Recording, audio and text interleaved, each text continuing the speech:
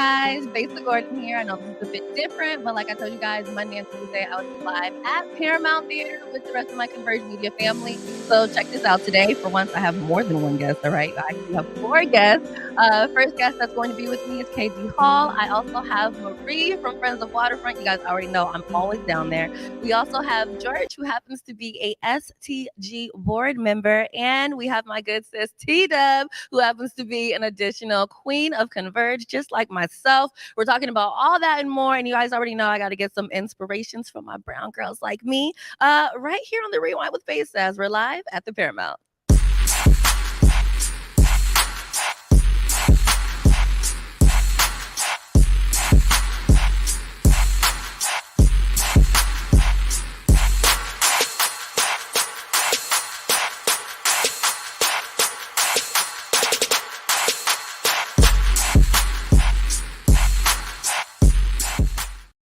All right, welcome back. Besa Gordon here. Of course, we are live at the Paramount Theatre, which is so crazy for me. I never thought that I would be doing something like this, but you know, I always say a lot of interesting and great things always happen for you when you join a company like Converge Media. My first guest is Kidhe. I actually met her at the Emmys, but I really got to have a really good conversation with her after the Emmys. I want to say the next day. We both cried. Hopefully we don't cry today because I still have an hour left in this show, but we will see what happens. Let's bring in my sis, Kidhe. Oh, thank you so much. And please, let's not cry.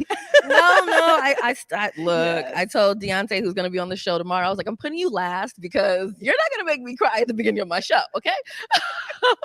So for starters, you are this isn't something that I always hear a lot, at least around here in Seattle, Black woman, 4-time Emmy nominated producer. You have your own foundation. You do so many things. And honestly, I just want to start right here in terms of your foundation being called the Kidhe Hall Foundation, and you named it after yourself. Yes. And there was a weird point in my life when I just didn't feel like, why would I name something after myself? Why would I name something after myself? But there's so many other things that are named after people. They just don't always look like us. What was your inspiration for your foundation, and what gave you that courage to be like, you know what? I'm going to name this after me.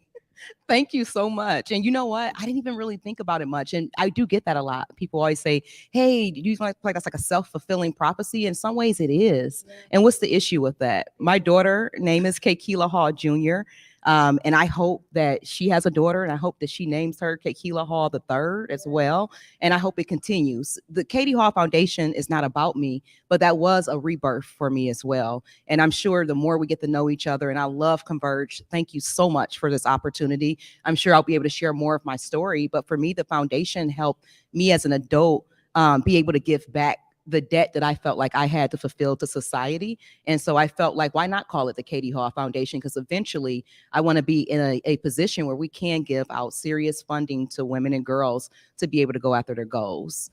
Now, I definitely want to know more about the foundation, but I am curious to know, what was that debt that you felt that you needed to feel? Like, what was that moment? Yeah, absolutely. So when I was in college, I actually had another organization called Sisters of Success, and I co-founded it. And the reason why we co-founded it is at that time, I was facing some pretty serious time in prison. And I was a college student. I was a first generation college grad as well. So I didn't really have a blueprint per se. My blueprint was a different world, like straight up watching a different world. Okay, cool. So I'm gonna go to college. I'm gonna do this.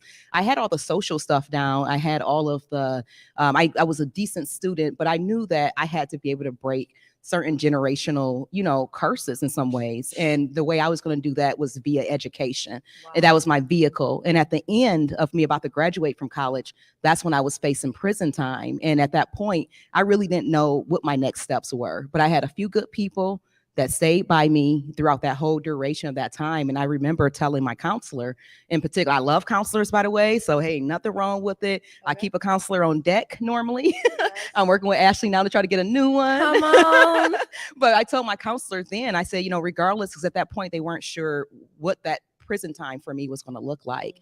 And I remember telling her, regardless if I'm in prison or not, I'm gonna have to pivot what I'm going to do, but I'm still going to get this organization back started up. It might start with a book first, because I was thinking if I'm going to be away for 5 years, because at that point we knew the 30 wasn't going to be the case, I'm going to be productive. And so the foundation was already written all the way back in 2007.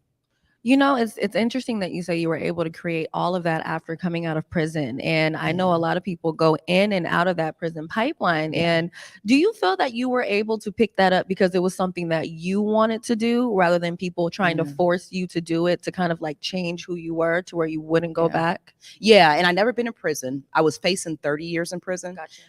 And I just want to just correct that because I know we got so many great leaders that spent time in prison and they came out and did things. And that wasn't my story. But what is my story is I do have a felony. And what I will say is that it's a very difficult hurdle that you have to get over.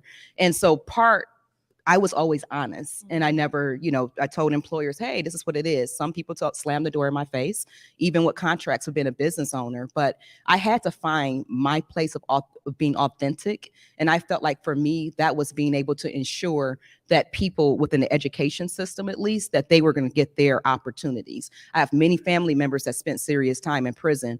And for me, even before that, I was always doing this type of work. I made a mistake. I made a mistake like many people do. I had to pay for college, and I did have both parents helping to pay for college too. It wasn't enough. College is expensive, child. It wasn't enough. And, so I guess when I really think about the work we do today, it was what I needed. It was what I needed when I was in college. It was what I needed when I was in high school. And that's why I make time for it. Wow. And I think that also brings us back to your foundation. Like you have Girls on the Rise.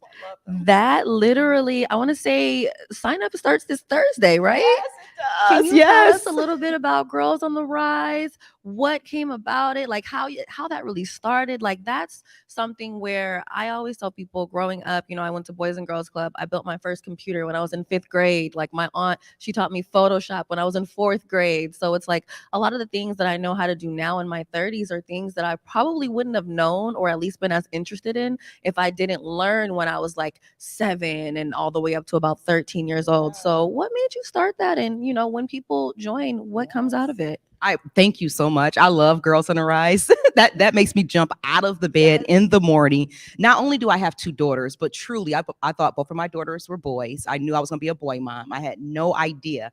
And I'm like, okay, God, you got jokes. Okay. You going to give me daughters? Really? And so with that, like truly, it was them. And then it wasn't just them anymore. It was about other girls that were like them. And then, based on like I thought about my career too. I thought about like all the hurdles I had and some of the most basic things that I had to go through in college. First time being around, I grew up in Detroit. And we were 98% Black. My high school was. And so by the time I went to college, it was predominantly white school. And I thought about, okay, how do I get these girls to really be able to work not only with their own sisters, but also girls, period, across the board. Because at the end of the day, when we're in the workplace, we can get over all that other BS and get straight down to work, right? And it makes an easier workplace. Like when you're able to bounce ideas off of each other and there's no competition and you actually like each other and you can vibe with each other, it's just a whole different situation.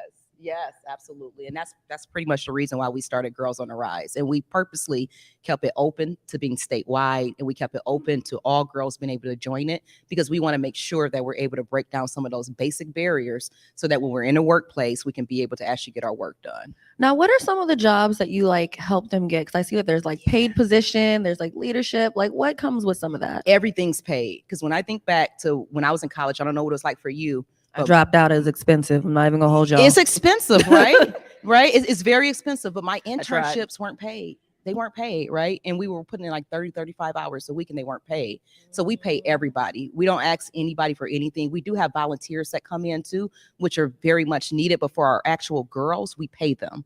And the reason why we pay them, because we want them to understand the value of their time and the value of $1. And when I think back to what got me in trouble, you know what I mean? It has something to do with that. And so I want to make sure that that's my part. That's what Kila's giving back to society. And you know what's so crazy? It's like, I know with me, love my parents to death. They're probably watching, so no shade to y'all on this one. But love you, parents. I definitely didn't have a lot of structure in terms of what to do with money and how to deal with money. And so I think something like what you're doing for these girls at their ages, it's gonna like really set them up for success.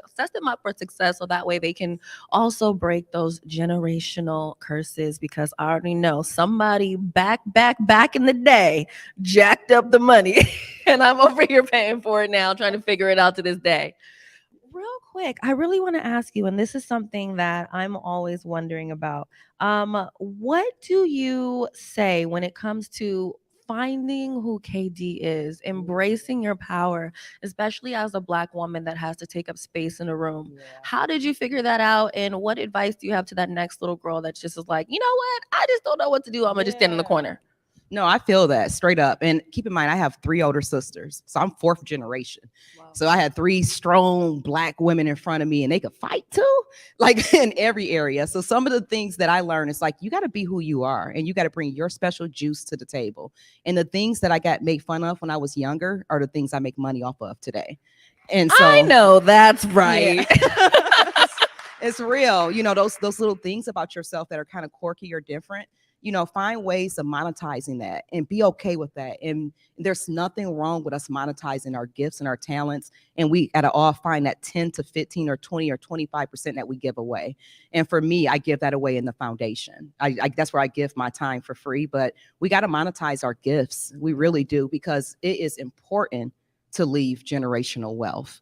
Not just financial wealth, but it's important to leave generational wealth no matter how we're giving it and doing it. But our kids are going to be in a different world. And if we don't leave them with resources, you know, we could see things happening all over again. We could see a repeat of slavery. And I just don't want that for my girls or any girls that's in our programs. And we're already kind of entering a new world, messing around with this metaverse. Let's be honest, y'all. So real quick, before we get ready to head out, you know, I would love to know one thing that you would say to 7-year-old KD. Oh, man. When I was 7, that was when I first experienced death up close and personal. So what I would say to her, that 7-year-old girl that was crying and I was afraid and I was thinking like, okay, which one of me and my siblings are going to die first? What I would tell that little girl is these experiences, they might end up being films later on. So it's cool. Like, wrap those experiences up, put them away somewhere, but continue to move forward. Don't chump up when you're in those different situations where you can shine, and don't be afraid to also give other people opportunity and spaces to shine too. And that's what I would tell her. I love that. I feel like talking to that little girl is so important, because that's the one that was like, I don't know what to do. And now you're like, girl, you see what we went through? Look at us now. We all right. Real quick, head on over to that camera right there. Should I say, look on over at that camera right there, and let everyone know how they can get involved with KD Hall and all of her amazingness. Oh, thank you so much. Thank you, Converge. Sincerely. Thank you, Omari. Thank you, Besa. Everyone, like, sincerely. And in order to get involved with KD Hall Foundation, is simple. Go to our website. It's kdhallfoundation.org. As Besa said, we are gearing up for our 2023 Girls on the Rise, and we need you, regardless if you're a mother, father, grandmother, a young person. We pay all of our young people to be able to really advance themselves and others. Thank you so much for this opportunity. Thank you for coming. I know it was like a tight squeeze. I was like, we're gonna find you. We're gonna find a spot. Okay, we can put you first. This is gonna happen. All right. You guys, look, we still have some more coming up next right here on Rewind with Besa. We are gonna go to a quick commercial break. I think I see my girl Marie. Y'all know I'm blind. These glasses are not prescription, y'all. Coming up next, I have my good sis Marie from Friends of Waterfront coming up. So, of course, we're going to go to a quick commercial break. But when we come back, we will still be here live right at the Paramount Theatre. Within sports, you learn so many life lessons that'll help you be successful in any area that you plan to pursue. So I remember being a kid in Spokane and going to camps like this with my friends and just having a blast, and that's really when I fell in love with this game. Hopefully, we're doing the same and inspiring some of these kids to keep going on this journey. Especially as a girl growing up, like, you see a lot of boys at these camps, but like just seeing like more and more girls start at a younger age, it makes me happy. We had to have funding, right? We cannot do this work without the necessary resources available so that our kids can thrive. Without resources, we can't see kids play and play to their potential. How we can ensure that basketball in our communities is sustainable. Funding is a big part of it. I think working with the right groups, and this was the opportunity I think that kick-started that, and we're really excited about any opportunities to just keep moving it forward. It was just an awesome opportunity to show what this community can do, what basketball energy they can bring. Being able to work with the Seattle Sports Commission, work with the King County Play Equity Coalition, we were able to bring big basketball energy to Takiyah Community Center and hopefully use this as a launching point and able to get more funding for them in the future. The kids get to see me, get to see, all the rest of the guys who did it all in the area of Washington, Seattle area. So being able to give back to them and let them know that, they can chase their dreams too. This is a fundamental right of all kids, that they have the right to play, which isn't always available to all of our kids in our communities. We got next to ensure kids always have a place to play, compete, and have fun. COVID-19 hurt my income, my health, and my family.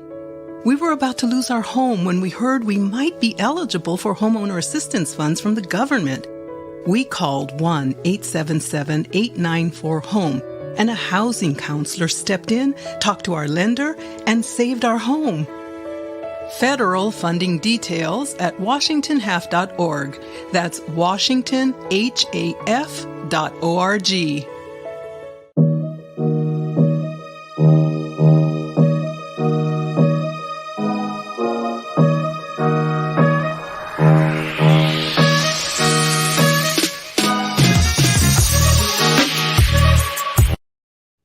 Hey guys, we are still here. You are watching Rewind with Besa in a very special location. All right, I came out of the studio from iHeart to come all the way over to the Paramount Theatre. Like, dude, I walked up here and almost cried because I saw my little name on the marquee and I was like, well, this is different. This is like such a dope moment. And of course, I definitely have to thank Converge for making this happen for me. And also another thing that Converge made happen for me was my partnership with Friends of Waterfront. So I had to hit up my girl Marie. Marie, how are you? Thank you so much for joining me. Thank you so much for having me. Excuse me, I'm a little congested, but I couldn't miss this opportunity and I was really honored by your invitation. So thank you. I'm honored that you came. I know it was like a really random text, but I was like, you know what? Marie is someone that I just feel like you're a lot like me, where like you're always trying to put things together, trying to bring people together. But yeah, people are always like, well, what do you really do? You know what I mean? It's like, how do you do all of this? So I definitely want to bring you in to not only talk about that, but I was seeing an interview of yours where you were talking about African Americans and Africans coming together and being more so as one. So I kind of wanted to start this out there and then move into Friends of Waterfront. And, for me, I went to Cleveland High School. I went to Franklin for 1 year and then I ended up going to Cleveland for the last 3 years. And there was literally a divide between the Africans and African Americans. Like we would sit at different tables. It was like one, Africans were on one side, African Americans were on the other side, and it really didn't matter where you were from. Like it was just an automatic divide. If people were praying in the bathroom, it was almost as if there was no respect for what they were doing. But I feel like now that's changing. It doesn't feel like that anymore, especially when I go to events like Friends of Waterfront or even my mixers. I look out and I'm just like, I don't typically see, Africans from either out of the country or out of town mixed in with African Americans that are from the city like this. It's different, but it's a beautiful thing. Yes. What do you think is creating this change? This is a really important topic. So first, a little background. I am first generation born. So my parents are both Ugandan and came here in the 70s when there weren't very many Africans at all. And that's a topic for a whole nother day. But I will say, it's been an interesting dynamic. I always tell people like I'm the absolute definition of African American. And I take that with great pride. And I've always felt like that was, a blessing that I needed to maximize. I have a lot of Black American friends, multi-generational Black American friends, where I was literally their first African friend. And so, growing up, in the Central District, going to school, all the Central District schools, that was a really interesting dynamic. And early on, it was always, that divide that you spoke about. But I always felt like it was important for people to really kind of hone into the importance of the connection. I don't know if you know the Arunga family, Marsha Arunga, Ebony, but Marsha wrote this amazing children's book called The Stolen Ones. And I really think it has a lot to do with the understanding of like distant cousins, if you will, really knowing the story on both ends, not just on the Black American end, but also on the African end, because a lot of Africans aren't educated on, the experience of enslavement and, being stolen from the continent, even being sold by other Africans to be brought here against their will. And so when you start to really bridge that gap of understanding and really maximizing the potential of the power that comes within the Black diaspora, I feel like that's been the gift that God has given me, and I center a lot of what I do around that. So I feel very grateful to have, the opportunity now at almost 50, which is crazy to think about. Like, I'm 47. Hold up. I would have never guessed that, y'all. Black really don't crack. If you take care of it, it doesn't. These are facts. But really seeing, like, the collective joining of the diaspora. So seeing like Solomon with the Vol and, Boom Boona and like all these Ephraim, like all these amazing African-owned businesses that have a connection to their Black American cousins. And the more we center in on that and the understanding that we're really more powerful as one, I feel like that's the thing that I'm happy about. Like, Simon from One Vibe and a lot of like the work that they're doing is really centered on really creating that connection. So it's nice to see now later on in life that happen. And I mean, even Omari can speak to it. He spent a big portion of his time in media on the continent, and there's a love that Africans have for Black Americans. And I feel like for Black Americans as Africans as well, we let media and other people divide us, and our power and our strength is in numbers. And so the more we can galvanize that, the stronger we can be as a people. Oh, I absolutely agree, because I know for me personally, I had to literally go outside of what everyone in my family would from time to time say, at least when I was growing up, to where now as an adult, I'm going to Red Lounge. Absolutely, okay, absolutely. I'm hanging out with my buddy DJ Naram. Like, we're homies now. Absolutely. Hanging out with Latoya, Shout out to Red. with all the people that do all the fire parties that are quote unquote African parties, but to me, they're just turn-ups. Right. And There's I a mean, bunch of people that look like me having an amazing time Exactly. with great energy. Exactly. Like, I highly encourage people to take the journey. White people have been coming to the continent forever, from colonization and beyond. Like, that is the vacation, if you will. But I highly encourage Black Americans to, go and see for yourself, experience. It'll change your life, and it'll really open a perspective of connection. And so, if you ever want to come, holler at me. I want to come. I have a passport. I want to come. Let's go. Let's go. Okay, the way that I ended up meeting you was when Converge started doing events at Friends of Waterfront. Yes. Pier 62. Yes. And my first event that I did was the block party. Yes. And now we also work together on my mixers. Yes. And I've come to some of your other events. Absolutely. I would love to know how you ended up at Pier 62. It's so interesting because White King was like, how long have you been here? And it had already been a year. He was like, you've been here for a year. And now I'm coming into my third year. Long story short, I grew up on the waterfront a lot. My first job at Garfield, actually, as a freshman, I worked at McDonald's that was on Coleman Dock. So I've always loved the waterfront. My mom took us to Ivers back in the day. That was like our celebratory place to go. All Black people like that place. Okay. Well, now it's like the Crab Shack or something like that. But yeah, back in the day, it was Ivers. And so I've always been a big lover of water. We live in a city where we're surrounded by water. And so for me to be that close was really powerful. So fast forward early 2000s. Yes, I did, the concerts, summer nights at the pier, Erykah Badu, Patti LaBelle, like all those amazing concerts. And so when I had the opportunity in early 2020, after all the things started to happen, COVID, civil unrest, I was laid off. I actually heard about it through another organization that I was applying for, and someone felt like my skill set would be better suited. And so I was subcontracting under the Vivian Phillips, who was curating the Artist in Residency program for Friends of Waterfront Seattle. Shout out to Takiyah, who was our inaugural Artist in Residence. And she brought me in to do some research for her. And I low-key let her know, Miss Viv, I want this job. I want to do community engagement for the waterfront, and nobody knows about it. And so, applied, was hired, and just went to work, quietly starting to try to figure out why nobody had heard about it. Because honestly, I had no idea.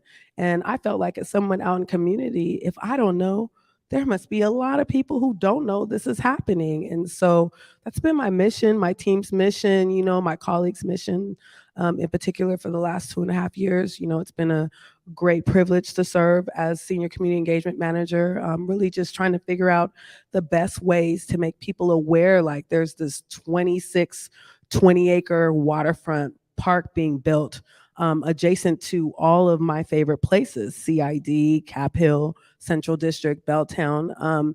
And I want, most importantly, Seattleites to know, whether they're transplants moving here or living here now, or, already born here, multi-generational, because this is a park for them. People always say, if you build it, they will come. But I don't really believe in that. I think without making sure people know about what's happening and really including them and getting their buy-in, they can go somewhere else. There's water all over. Right. And so, yeah, it's been a journey, but I'm grateful to still be in the room.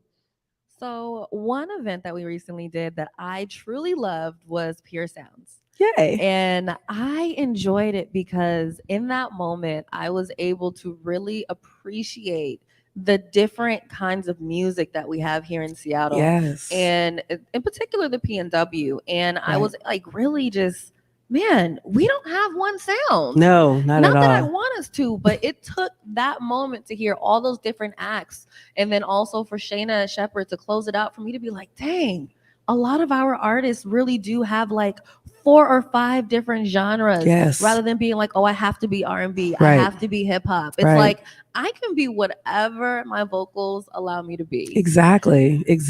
I mean, and you lend to a really good point. Look at Aaron Jones, and there are so many different sounds that are cultivated in this community, and I feel again that has a lot to do with how connected our cores are, and our corridor, and the music that blended over from the different ethnicities that Seattle's so diverse to have.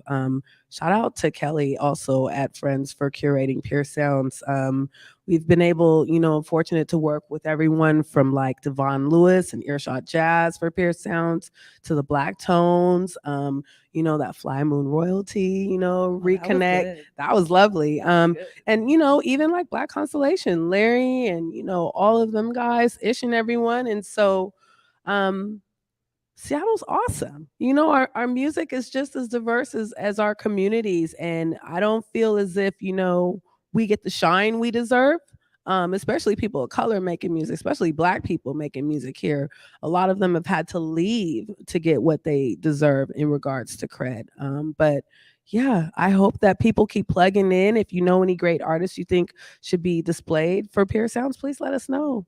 Could you let them know where they can contact you? Because I'm pretty sure that there are a lot of artists that are like, man, I would have loved to have had that opportunity. Right. And that audience was huge. Yes. It was so vast. Where could people reach out to yourself or Pier 62 to be a part of your upcoming events? Okay, so if you want to know anything about what's going on at the waterfront, in particular regarding the programming, please check out waterfrontparkseattle.org. Again, waterfrontparkseattle.org. You can get all the latest and greatest information about the project, about the programming that's going on. If you're looking to learn more about even being a vendor, we want to hear from you. If you want to learn more about how you can be connected in community, Marie at waterfrontparkseattle.org. And before I let you go, I gotta ask you this question. Okay. When did Marie fully embrace who she was as a Black woman and the power that comes with it? Ooh, really? That's the last question? Yeah. I didn't say it was gonna be an easy one. It's just the last question.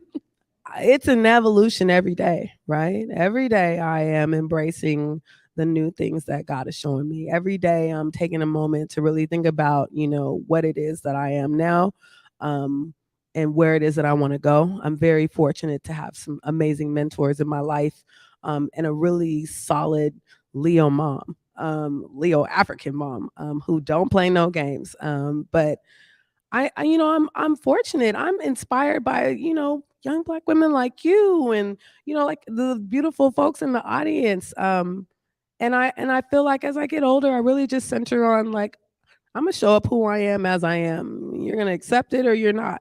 And I'm gonna do my best to do that in the most loving and kind way as possible, but with intention. And I hope that it's received. And that's how I move and groove. I know that's right. Come on, Move and Groove. Well, you guys, I want to thank you, Marie, for It's my pleasure. by. Thank It you is so such much. A pleasure to have you here. I definitely can't wait to do more interviews and get to know more about you and your story. My pleasure. Up next, you guys, we have 2 more interviews for you. We have our STG rep of the day coming up next. His name is George, and he's actually on the STG board, okay? We're going to get to know him a little bit better coming up next right here on Rewind with Besa, as we are still live at the Paramount. I did it for the city, I did it for the love, I did it for the people, I did it for us. Back on this rap ish, I ain't even broke a sweat, homie, this practice. Pondering my next move, staring at my track list, hope I ain't missing my window. Praying like a Baptist, Seattle's own. Tired of this Game of Thrones. They made a list of the best rappers, and guess who wasn't on? While the disrespect continues, I'm steady packing these venues. Guess if you ain't at the table, you on the menu, and I'm that spitter, baby. They don't want you to see, but everybody's south of Capitol Hill's rocking with me. Boys smoke the trays and ponder getting their life together. I'm comfortable with my role, so I'm like, whatever. I ain't got a job, but I work hard, and you don't work hard, but you got a job. The irony is I'm judged while you feel the applause. I'm slept on, that's why I had to set this alarm. My dude is armed, I'm armed with this arm charm. Body banging like she got that cream from Barry Bonds. Yeah. I did it for the city, I did it for the love, I did it for the people, I did it for us. That Dre season is here, a real hitter with a mic, I'm everything that they fear. With that, hood ain't the same, I was all on their ass, I'm level-headed. So yo, my dudes love when I spaz, and I'm so over Seattle's passive-aggressive attitude. They don't call you back, what they really saying is F you. While I'm from the same place, I move at a different pace. COVID-19 hurt my income, my health, and my family. We were about to lose our home when we heard we might be eligible for homeowner assistance funds from the government.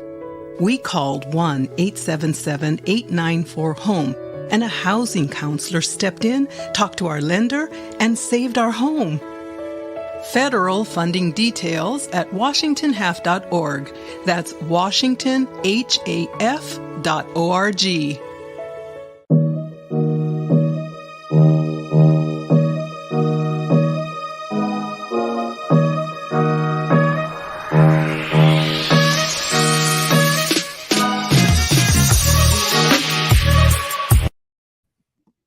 All right, welcome back. Oh, that's a mic change. I know that's right.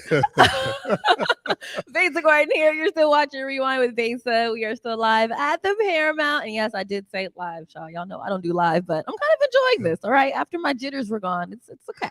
So right now we have my STG rep of the day. His name is George Northcroft. I just asked him to make sure I said that right in. You got it right. I was right. You got it right. I want to welcome George to the show. How are you doing? I'm doing great. I'm glad to be here. And welcome back.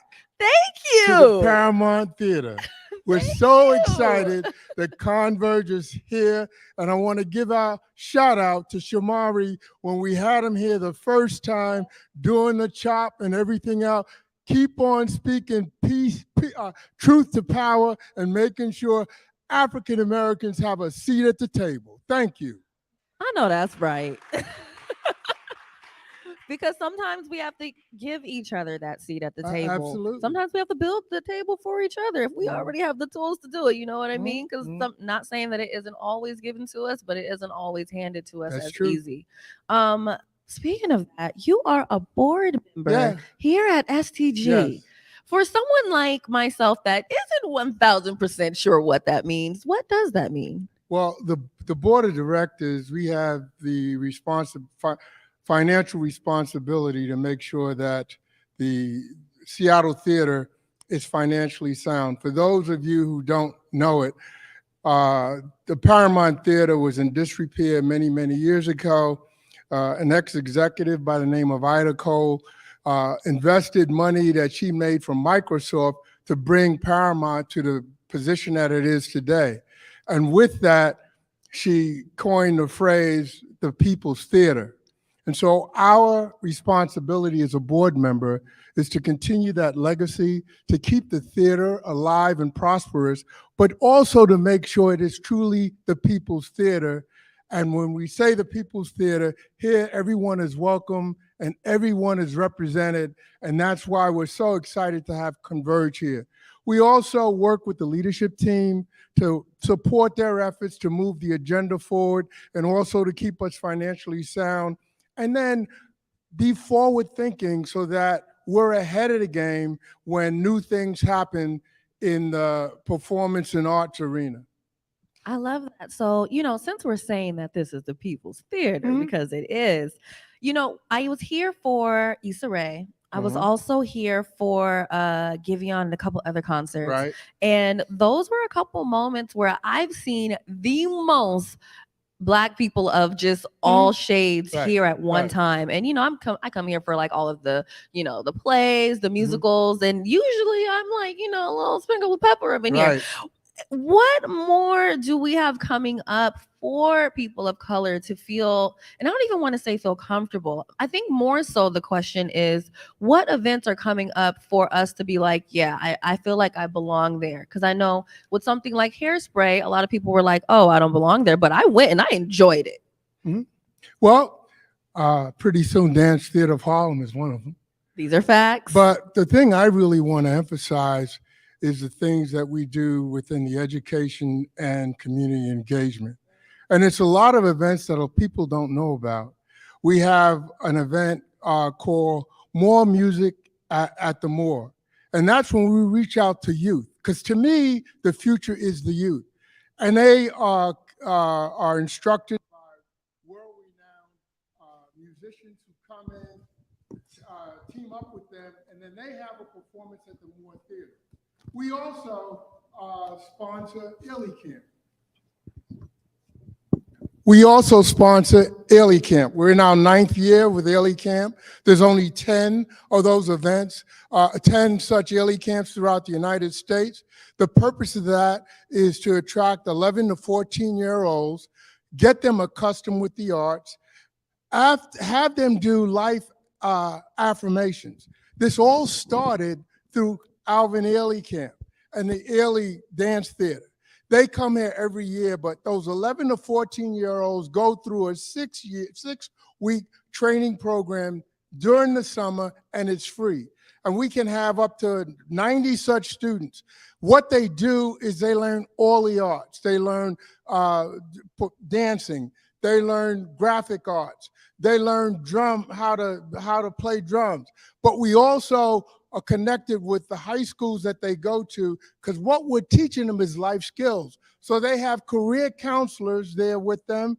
And at the end of that 6 weeks, they perform on the stage at the Moore Theater. We've been at this for several years now. And what I'm delighted about is some of those youth who are in the program when it first started are now back on our staff. They are also back as advisors. So we have a ton of things like that. So anytime you see events like More Music at the Moore, Dance This, things along those lines that connect with the youth, that's where the excitement is. And we do a lot of that here. We do it at the Moore and also at the Neptune Theater. One other thing that we've done during the pandemic, we started a community advisory group. And in that community advisory group, we have folks from the BIPOC community, the LGBTQ plus community, folks from sensory sensitive individuals, folks with disabilities. They are providing advice and counsel to share with us the type of performances they want to see at our theaters. So stay tuned. You'll see more things like that. And we also provide that insight to the Broadway plays that come here. I hope I've answered your question. No, you have. And here's the thing. I think it's kind of a lot like you said. A lot of times people just don't know. Right. So I'm very happy to have you on my show to be able to put that out there so people can know what's coming up and also what they can get their kids involved in. I think the biggest things that I've ever promoted for STG are things in terms of kids where parents are like, dang, I wish I knew about that sooner, or dang, I wish, or even kids are like, man, I wish I could have signed up for that. So I'm so happy that, you know, we're talking about this now so that way we can get that out sooner than later. One way you can do that, if you just go on STG Presents, you'll see all of the programs listed under STG Presents. But also, if you don't do that, just give me a call. I'm at 425-647-3082.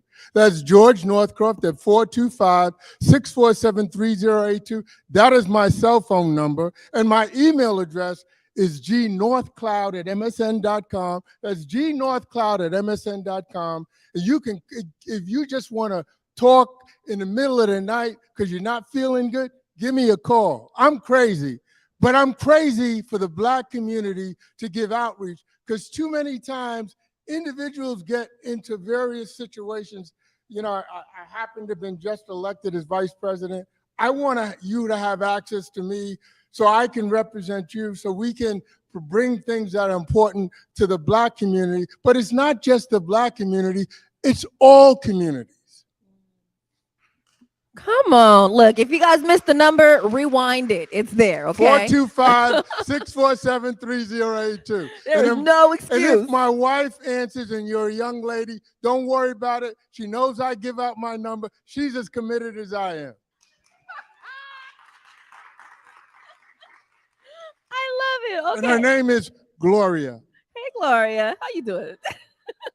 I love her to death. Oh my goodness. Okay, last question before we before I let you go. What would you say to your 7-year-old self? What would I say to my 7-year-old self? Life has been, I've been blessed. I've been blessed because of those who went before me. I've been blessed because of my parents and my grandmother who made many, many sacrifices for me to be where I am. I'm blessed to have a 16-year-old grandson, a 12-year-old grandson, an 8-year-old grandson, a 51-year-old daughter, and a 47-year-old son. I'm 77 years old. God has blessed me well. All I'm here to do is to open up doors for those like yourself so you don't have to go through some of the trials and tribulations that I went to. And I'm from New York, born and raised in Harlem. And I know sometimes, and I moved to the Northwest in 1981, and I'm very, very aware of the passive aggressives that live in this area. Call me. I'll tell you like it is. And if I can open up a door for you, I will. If I can, I'm not going to waste your time, and as some people do, and waste your time. But I want to be part of the solution because many went before us to be where we are. That's why my son is named after Martin Luther King. His name is Martin Malik, after Martin Luther King, and after Malcolm X. And my daughter is Dara Denise, which means beautiful princess. So we give back, and that's why I'm here. And God bless all of you.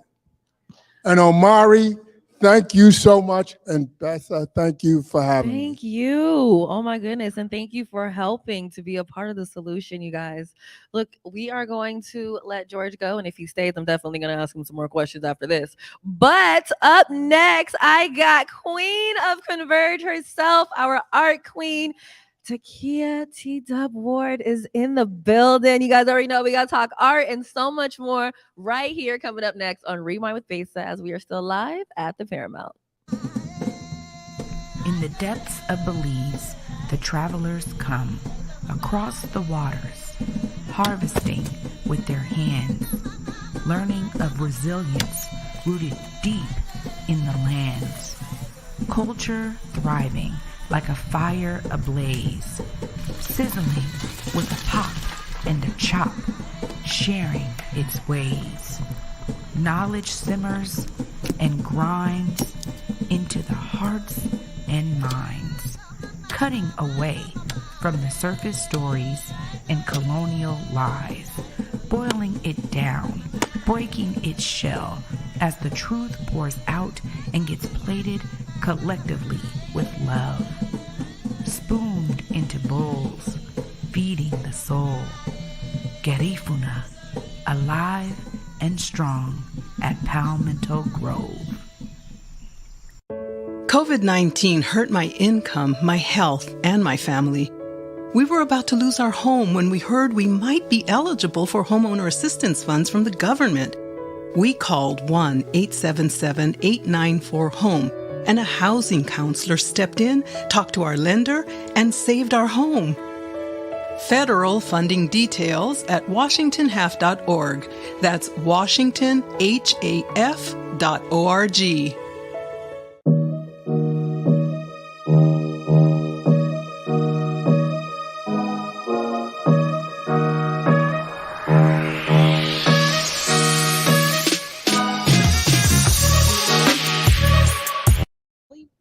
Oh, child, try not to show too much over here. Hold on. Besa Gordon here. We are still obviously live at the Paramount. Right now, I have the art queen of Converge herself here, Kidhe. How you doing, sis? What's going on, Besa? You're doing such an amazing job. Thank you. Happy to This be is here. weird, but you know, I'm getting used to it. You're doing good. You're doing good. First of all, this is my first time ever actually sitting down in a space like this with Kidhe. So Right.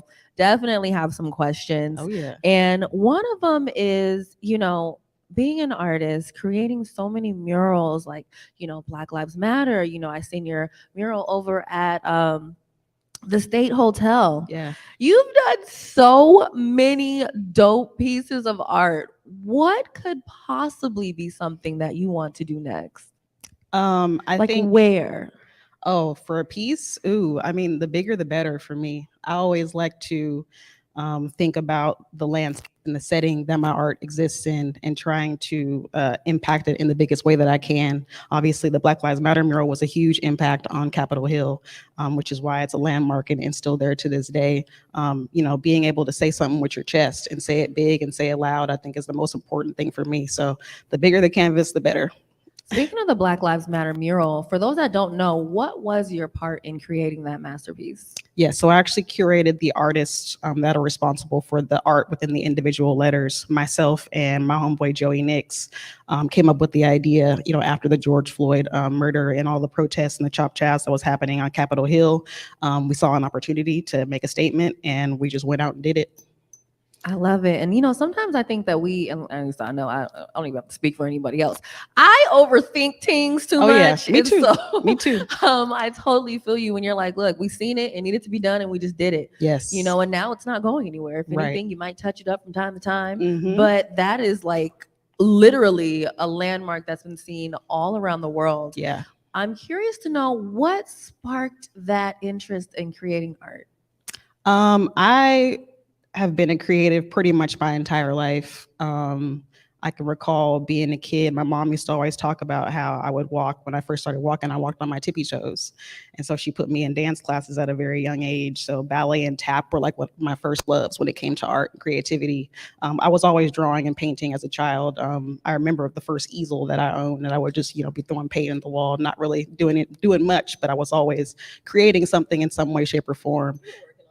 Yeah, you know, a little young masterpiece. But yeah, creativity has always been something that's been a part of my life. Growing up in Seattle, it's a very artistic, you know, area.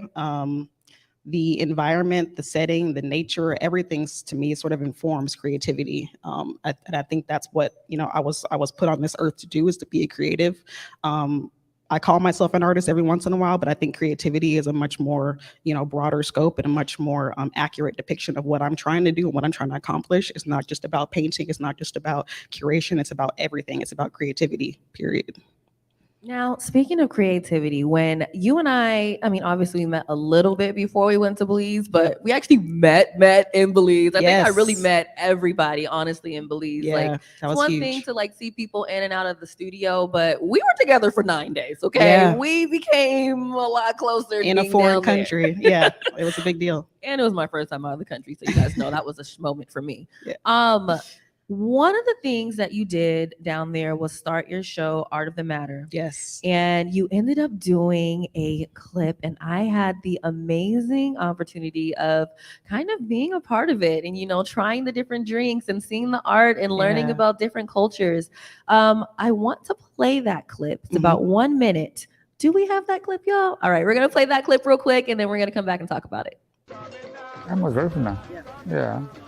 So I speak Garifuna. I work with my mother at the farm, dig up cassava, plant the cassava, chop the farm, clean up the farm and everything like that. But I'm still painting, you know. In the morning I go to the farm, and by the time 10 o'clock I'll be back home every day. Sunday, Monday, every day. You see, the art pass through my veins and my blood and everything, and I feel like, yeah, it's art got to come out. It's got to come out. It's got to come out. But art is my life. Art is my life.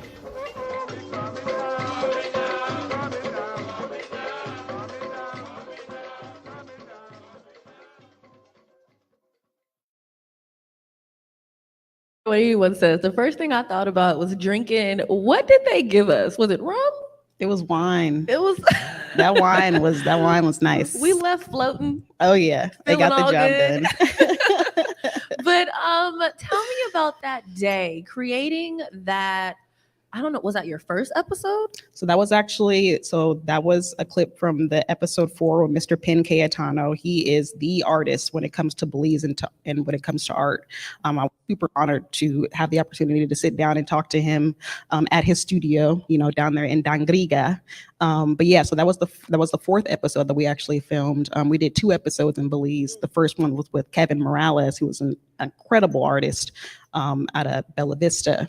So that was actually episode 4 that we shot with Mr. Pen Cayetano. And yeah, having the whole crew there, we got to do some drumming moments and chat with him and learn about all of the different plants and horticulture things that they're doing too. So it's like prime example of it's not just art, it's creativity. You know, his compound, you know, he was building, you know, on it as well, you know, so to see the gallery spaces that they had, to see the music spaces and the art spaces, as well as the nature and growing things and you know, being a part of life and creativity. Like, he's a prime example of what I'm trying to do. You know, with Art of the Matter, you have so many episodes to where you're also doing artists you should know, right? Yes. What has been your most rewarding moment highlighting different people that you've either worked with or looked up to? Deontay asked me this question too, and honestly, every episode, all 13 are my favorites.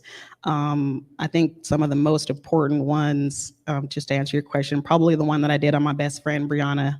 She's kind of new to the art game, but she's been making waves out in Tacoma.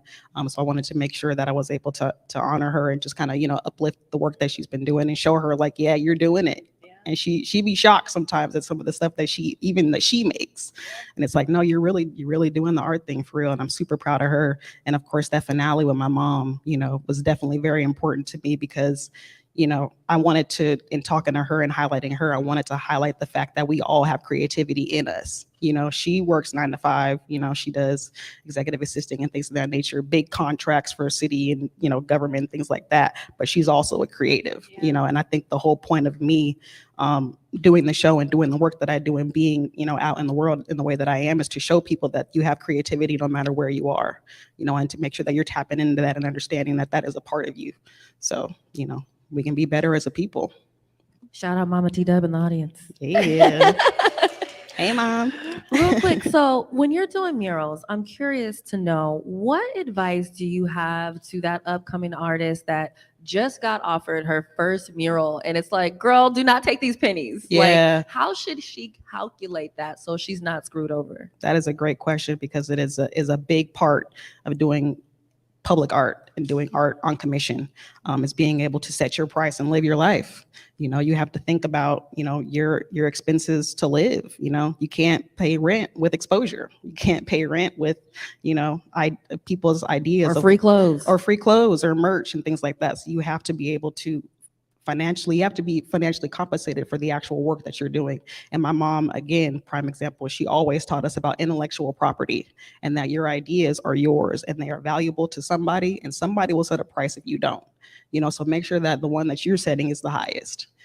So think about it that way. If you have a contract or a proposal in front of you and somebody wants a 100-foot mural, well, then you have to be like, okay, well, how much is it going to cost for me to do that? You know, how long is it going to take? Is it going to take a month? My rent is $2,500. Electricity is another $2. Wi-Fi is another $150. So you tally that up. That doesn't even count the subscriptions, all that, you know? So I think that's a great way to think about it. You know, whatever your monthly expenses are, if it's going to take you a month to do it, put that on there first and foremost, you know, and then you get into sort of the commissions and contingencies and other parts of it. But, you know, find an example too. I think it's definitely very important. Find somebody that's doing it, that's doing it in the way that you want to do it, and kind of, you know, follow their lead. I definitely try to be as open and as inviting as I can, you know, given the position that I'm in now, to make sure that anybody who is looking to come up in that world, you can always reach out to me. And I think that's been a theme here at the Paramount. Everybody's like, listen, my number is 206. You know, like I'm always there. I'm always on Instagram. You can always DM me. Like I'm always down to talk to people and share my experiences, so that we don't make those mistakes again and again, you know, because you see a lot of undervaluing happening nowadays, especially with the amount of public art that's taking place in the city. Like everybody wants a BLM mural. Everybody wants something from a Black artist, but do they want that artist? You know, or do they want to pay? Do they want to pay that for artist? what the artist is worth? Exactly. Or do they just want a discount? Yes. No more discounts. What did Fat Joe say? Yesterday's price is not today's price. Period. So, real quick, I have 2 more questions before we get out of here. Number 1, if someone is doing their first mural, what advice do you have for them to not mess it up? Ooh, preparation is key. Preparation is key. So if you're doing a public mural, say you got a wall, somebody wants some art on it, know what that wall is made out of. You know, is it brick? Is it stucco? Is it concrete? Is it wood? You know, how long has it been up? Is it falling apart? You know, make sure you don't put no art on something that's not going to be there for a long period of time. You know, so know your canvas first and foremost. Get measurements, get dimensions, understand the setting, understand the time of year. Like here in Seattle, we are out of mural season. So if you're doing a mural in October, November, you're setting yourself up for failure. And I'm actually doing that. So, you know, so yes, don't follow my lead on that part. But yeah, know the time of year, know your setting, know your surroundings. Obviously, there's a lot of, you know, stuff going on in the streets nowadays. You know, you can't do certain things at night. You know, especially a little dangerous. You know, so have that set up, have that preparation beforehand, and then say something with your art. You know, speak to the times. I think back to like the hieroglyphs, you know, they spoke to a time. That was the first murals. You know what I mean? You have to speak to what is going on in the world. Don't just put some shit up just to be putting something up. You know, say something, you know, and make sure that your message and the message of the time is able to, you know, have that longevity. So, and then last question. When did T-Dub fully embrace who she was as a Black woman and what it meant to be in her power?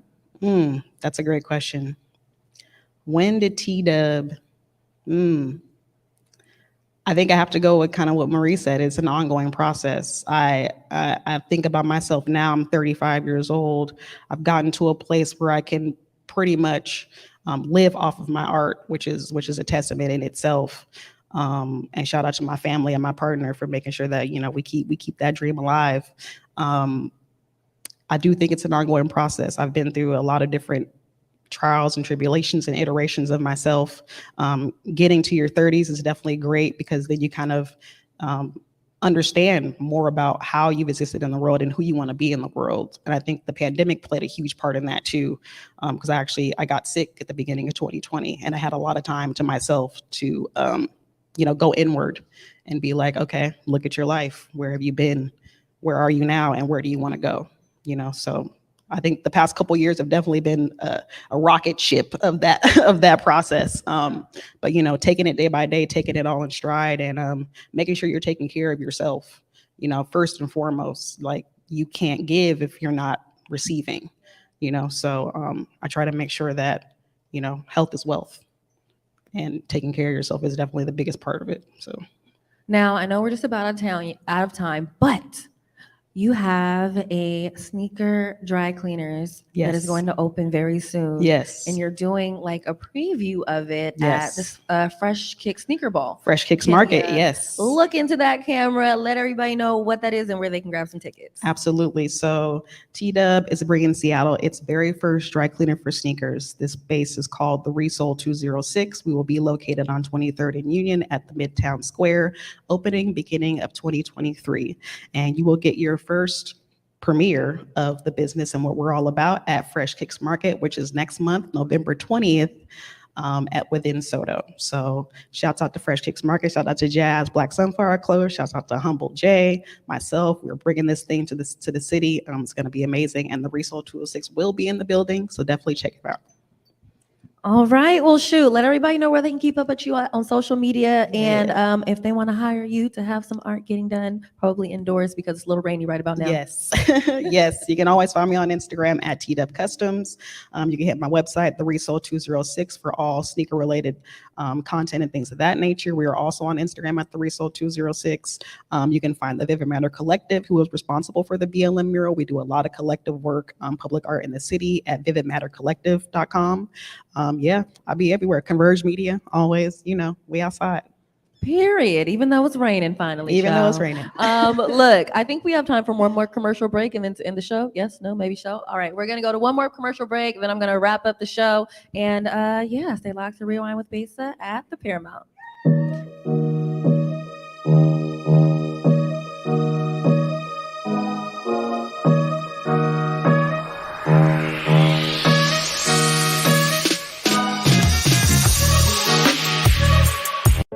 COVID-19 hurt my income, my health, and my family. We were about to lose our home when we heard we might be eligible for homeowner assistance funds from the government. We called 1-877-894-HOME, and a housing counselor stepped in, talked to our lender, and saved our home. Federal funding details at washingtonhalf.org. That's washingtonhaf.org. Basically, fam, believe in giving.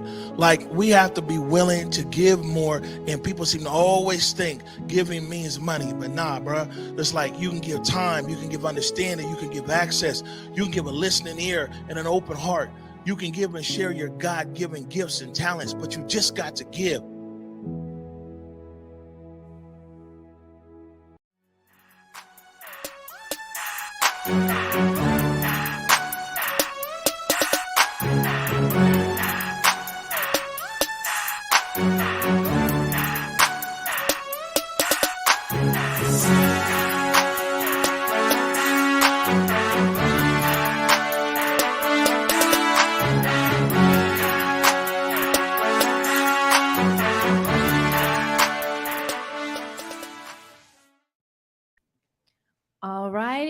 Welcome back.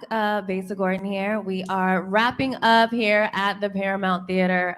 This was honestly my first time going live in something just a place so grand, you guys. It's legendary here. But guess what? We get to come back and do it tomorrow. So tomorrow, Rewind with Besa, I am going to have both of the twins. Yes, Ronald and Ronell will be right here on the couch with me. We're also going to have Deontay Damper. Who else is on the show tomorrow? Thinking. I feel like I might have them. You know what? I am going to put it in the description below because at this very moment, I am blanking on who all is coming on tomorrow because I actually have a pretty full show. Oh, my buddy JC from the OVT Network is definitely also going to be on. And we have some more people. So look, you guys, I'll be here tomorrow at 12 p.m. The Day with Trey will be back tomorrow at 11 a.m. And if you guys still want to come, definitely let us know so that way we can get your RSVP. In the meantime, between time, as I always say, thank you for watching. Shout out to our live audience. And of course, until next time, yeah, they're in here, ciao.